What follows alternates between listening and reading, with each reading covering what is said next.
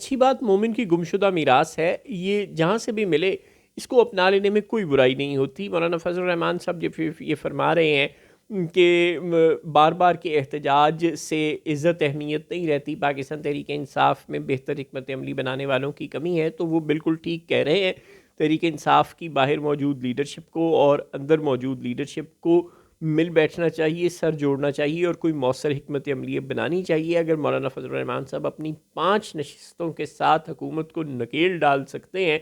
और उन्हें आइनी अदालत की बजाय आइनी बेंच तक महदूद कर सकते हैं, और मदारिस का बिल भी बहरहाल उन्होंने दोनों ऐवानों से तो मंजूर करवा ही लिया है, और सदर जरदारी को भी इवेंचुअली इस पर दस्तखत करने ही पड़ेंगे मोस्ट प्रॉबली, अगर उन पर बाहर से कहीं से प्रेशर है भी बकौल मौलाना साहब के, तो भी अगर आइंदा किसी तरमीम के लिए और या किसी भी और काम के लिए उन्होंने मौलाना से मदद लेनी है तो मदारिस के बिल पर उन्हें दस्तखत करने पड़ेंगे, चाहे उसको थोड़ा सा मज़ीद सॉफ्ट बना कर करें, लेकिन बहरहाल करने तो पड़ेंगे।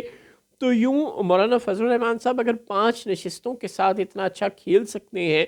कि हुकूमत बार बार उनके दरवाज़े पर हाज़िरी लगाने में और उनकी बातें मानने पर मजबूर हो सकती है, तो तहरीक इंसाफ के पास तो इस ऐवान में 91 से ज़ायद नशिस्तें हैं, वो बहुत बड़ी ताकत है। इस ऐवान की सबसे बड़ी ताकत है। मुस्लिम लीग नून के पास 91 सीटें नहीं हैं,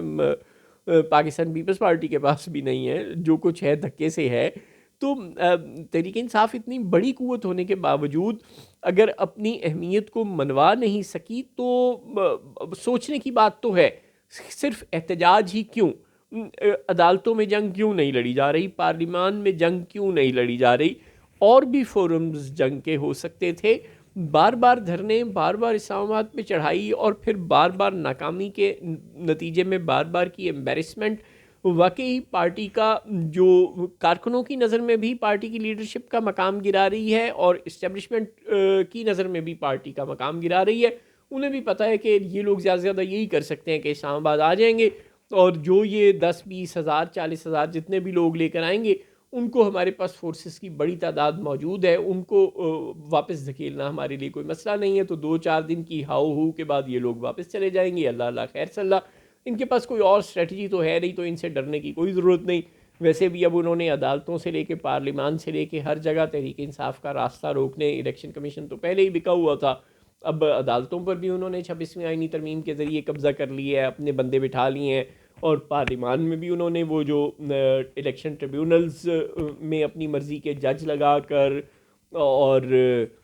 मखसूस नशिस्तों के केस के फ़ैसले को रोक कर या रिवर्स करवा कर उन्होंने हर जगह अपनी बर्तरी तो बना ही ली है।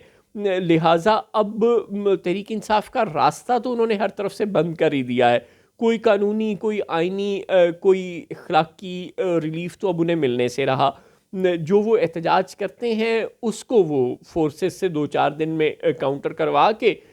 डिस्पर्स करवा देते हैं, अल्लाह अल्लाह खैर सल्ला। तो वो अब भी यही करेंगे। अब उनके जहन में कोई ऐसा डर ही नहीं रहा तहरीक इंसाफ का। आपका डर तभी होगा जब आपकी ज़रूरत होगी। ज़रूरत ही सबसे बड़ा डर हुआ करता है कि अगर आप कोई ज़रूरत उनकी पूरी करने से इनकार कर सकते हो, आपके हाथ में भी कुछ वैसा ब्लैकमेलिंग स्टफ़ हो जैसा कि मौलाना फजल रहमान के हाथ में था